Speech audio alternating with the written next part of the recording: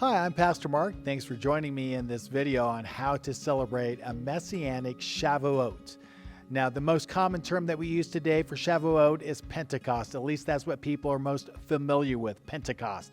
In fact, we have a rich tradition within the church called Pentecost Sunday. We'll get to that in a little while.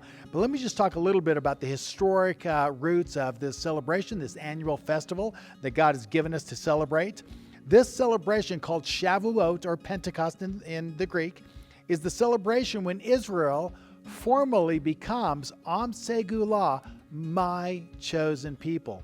If you remember, God calls her out of Egypt. He brings her out of Egypt into Sinai on the way to the Promised Land. And it's at Sinai, via a covenant, that she enters into this relationship with God as His chosen people.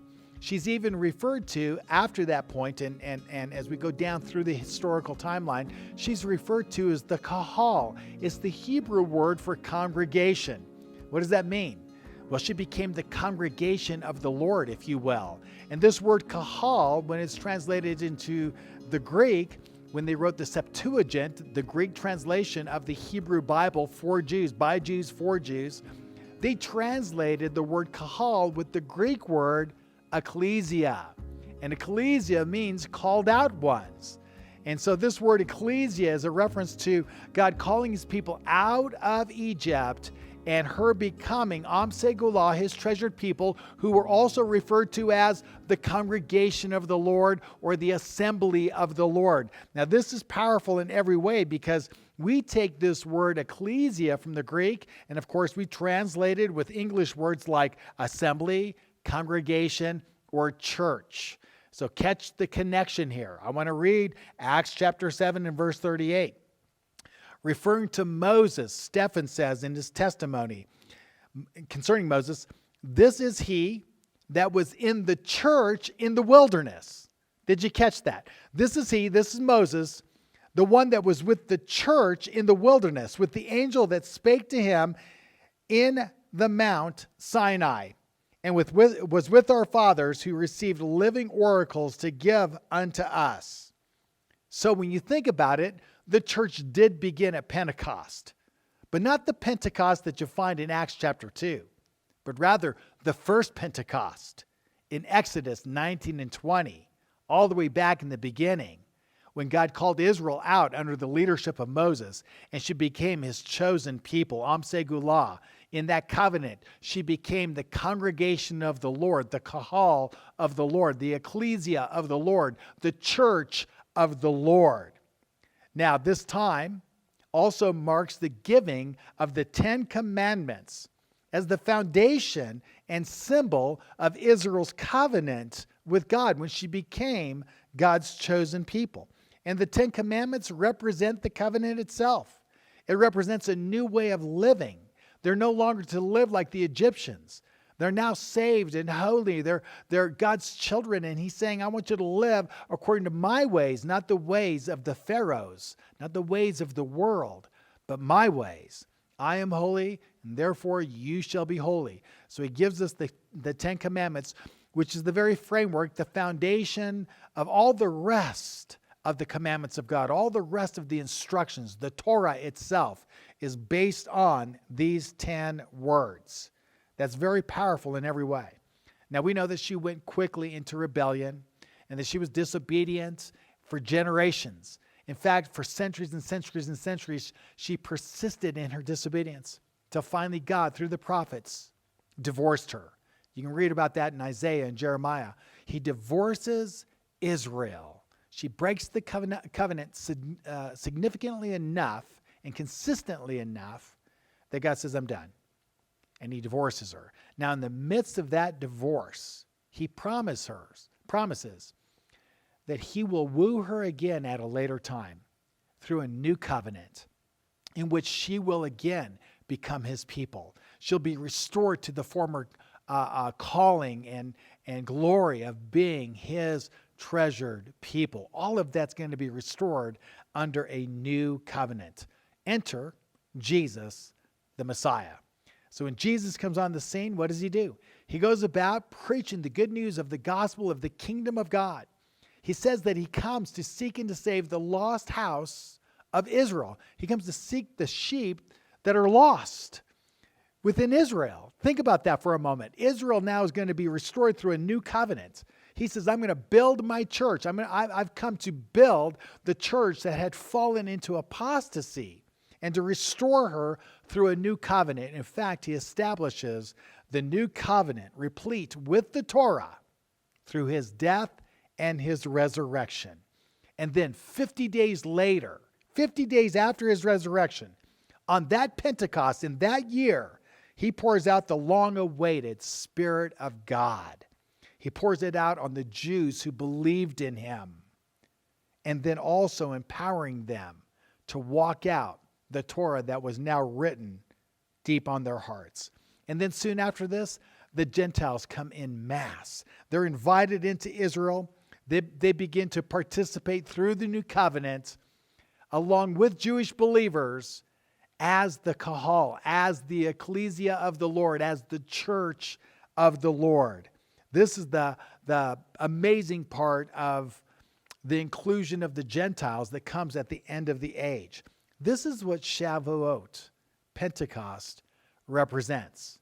Israel becoming the people of God, being given the Torah as a way of life, and then being restored after falling into apostasy, being restored through a new covenant, and then the Gentiles being included in that group of believing Jews to reconstitute, if you will, the people of God through a new covenant. This is what this day memorializes. So how do we keep it? How do we do this? How do we make this real for us in our generation? We do that through a ceremony. We do that through ritual. We do that through traditions, if you will, and an extravagant party. So the date this year for this celebration of Shavuot, of Pentecost, is Sunday, May 31st, 2020. And this ceremony, this service, this party that we want to encourage you to do in your homes with your friends, it's approximately 2.5 hours. You can do it all in that time period, give or take a little. And it's during this season of Shavuot and Pentecost that we are making available these resources so that you and your family and friends can participate and do this in your homes. So during this season of Shavuot, you can download our Omer calendar as we count our way to Pentecost. You can also download our Shavuot Pentecost service guide on our festival page on our website. And that will show you and tell you and lead you on how to do this event in your homes. It's so user-friendly. You're going to love it. So let me talk about the following symbols and things that you're going to need to do this service with your family and friends. These are basically traditions and symbols that we use in the telling of the story of Shavuot. So we're going to begin with the shofar, a ram's horn. And if you don't have one of these, I know most people do, but if you're very new and you want to get a ram's horn, we just encourage you, Amazon.com. That's one of the easiest places to go and get a shofar, a ram's horn. But we encourage you to get a ram's horn. And the ram's horn, of course, it represents the trumpet of God blasted on the mountain. In Exodus chapter 20, you can read about it. This loud blast of the shofar called to attention the people of Israel, called them to receive God as their king as they became the people of God. And then in addition to that, we're going to ask you to go and purchase 50 heads of barley. You can get these at like Michael's or Hobby Lobby. And if you don't have barley, you can substitute heads of wheat. But you're going to need 50 of those. Buy 2 vases. You can do whatever you want in terms of, the vases or whatever. And you're going to put 49 on one side, and you're going to put the 50th one on the other side. And these represent the counting of the Omer that connects Passover with Shavuot. We'll talk about that more in just a minute. Then we need 10 candles. So be sure to get 10 candles because these 10 candles are going to represent the 10 commandments. And we're going to have, someone light those in our group as we recite the 10 commandments. And of course, they represent the light of God, the fire of God that was manifested on the mountaintop at that first Pentecost. And again, the tongues of fire that manifested in Acts chapter 2 at that second great Pentecost. And then also, I have a 10 Commandments little plaque here that I have, and it has brass and stone, and it represents the 10 Commandments, but you can get different things that are depicting those 10 laws. I always like to include that as one of our props in the telling of the story. And then finally, a big extravagant meal, including wine and loaves of challah. I want to remind you, this is a festival celebration. Festival is kind of code for a holy party. This is not only a ritual and a ceremony, it's a celebration. And there's food, and there's song, and there's dance, and there's fellowship and rejoicing. And so it's a time to gather and really have a huge party and celebration of what God did in that first Pentecost and in the second Pentecost. Now, we want to recommend that you invite family and friends to your event, and that you want to do that a week or two in advance. We encourage you to go to paperlesspost.com or to evite.com. It's super easy to send out your invites with all your information. It organizes it for you. There's an RSVP part of that, and so it's just easy to track and put together your event. You can also assign what you want people to bring.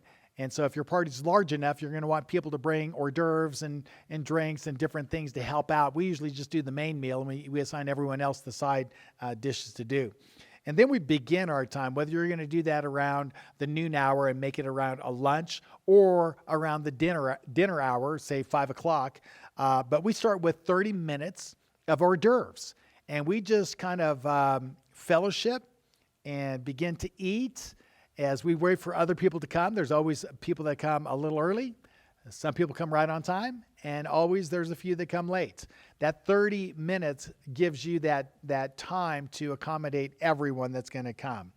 The main meal, we allot about 50 to 60 minutes to actually sit down and share a meal with each other. Then after the meal's over, we do the service. This is where you're going to need the Shavuot Pentecost service guide. And it's that guide that's going to give you the format and the flow sheet of what you're going to be doing in this service for everyone. And there are places where you can assign others to help you do this ceremony. So you're going to begin with the blowing of the ram's horn. You're going to have someone blow the ram's horn. I'm sure in your group, every group will have someone that can blow the ram's horn. But let me just, if you will, let me just blow this. I want to remind you, the ram's horn is something that really should just kind of waken everyone up and get their attention. It was God's way of saying, Israel, stand to attention. Receive me as your king. This is an important event that's taking place. You're becoming my people. So I'll just blow this for us to have a little bit of an ear of what that sounds like.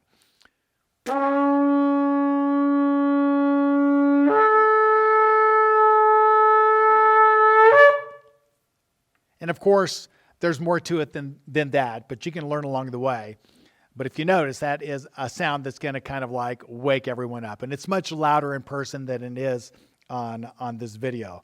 But I love it. It just creates the environment to really get serious and get into this part of the service. Then we do our liturgy. And the liturgy has some prayers associated with that and some verses out of the Word of God. And what you're going to do during that time is have someone move during the liturgy, and it'll show you when to do that, but you're going to move that final 50th head of barley over to the other vase, which represents the finality of the count. We're at the 50th day. It's Pentecost today. And so that's part of the telling of the story, and the imagery is what connects us with all the richness of that meaning and purpose. And so you'll do that at that time, and then we'll go into the bread and the wine ceremony. You're going to need 2 loaves of challah bread. And the 2 loaves can represent many different things. For us, it represents the grace of God coming to us, both to the Jew first and also to the Gentile. That he has made both of us one new people in his Messiah. And so you'll have 2 loaves of challah bread. You're going to go ahead and break off a piece of challah. You're going to pass that around. Everyone else is going to break off a piece. Everyone's going to hold that together. There's some liturgy that we recite and a blessing over the bread. And we'll talk about the meaning of the bread. And then we partake of that together. Then we move to the blessing of the wine. We pour some wine in a glass. Everyone else will pour some grape juice or wine in their cups. And then we recite liturgy over the wine. We talk about the meaning of the wine, and we recite some prayers over the wine. And then we all participate in drinking the wine together. And then finally, we'll come to the 10 Commandments, which represent the covenant itself. And so we'll have 10 candles here. We'll have 10 readers. Each reader will recite one of the 10 commandments. And after they recite a commandment, or before, it's up to you, you'll have a child in the group come and light one of the candles. Each of the 10 candles represent one of those 10 commandments. And the light and the fire, of course, represents the manifest presence of God, both in the first and second Pentecost and in our lives today.